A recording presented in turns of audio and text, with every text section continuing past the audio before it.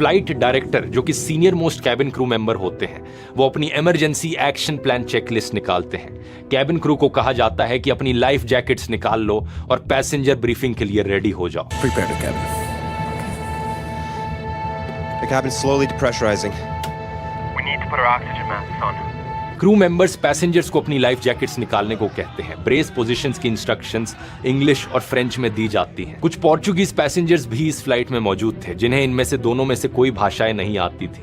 Language की वजह से उन्हें समझने में दिक्कत हो रही थी कि एक्चुअली हो क्या रहा है। लाइफ जैकेट्स में भी प्रॉब्लम्स आई। कुछ जैकेट सिंगल स्ट्रैप की थी, कुछ 2 स्ट्रैप की थी और पैसेंजर्स को टाइटली बाउंड इलास्टिक बैंड्स में फंसी ट्रैप्स मिल नहीं रही थी। कई पैसेंजर्स को फिजिकली क्रू मेंबर्स ने मदद करी जैकेट्स पहनाने में। जब क्रू ने emergency water landing procedures demonstrate करने शुरू किए तो कुछ लोग चीख उठे, कुछ लोग बिल्कुल सफेद पड़ गए और बहुत से लोगों ने प्रार्थना करनी शुरू कर दी। ग्रेस रोमेरो ने अपने बगल वाले पैसेंजर का हाथ कसकर पकड़ लिया।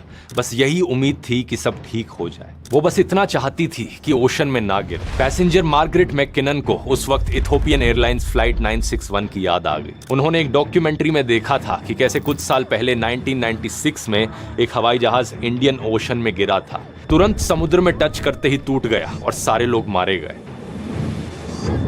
मैककिनन को उस डॉक्यूमेंट्री की वजह से पता था कि वाटर क्रैश में बचने के चांसेस बहुत कम हैं। उन्होंने मौत को एक्सेप्ट कर लिया था, लेकिन उनके साथ बैठे उनके पति बाल्जिकस ने यह मानने से रिफ्यूज कर दिया। उन्होंने प्लान बनाया कि ओशन में गिरेंगे, एग्जिट से निकलेंगे, किनारे तक स्विम करेंगे। उन्हें यकीन था कि समुद्र में गिरकर भी हमें स्विमिंग आती है, हम बच सकते हैं। वो मैककिनन से कहते हैं, "We'll need our shoes."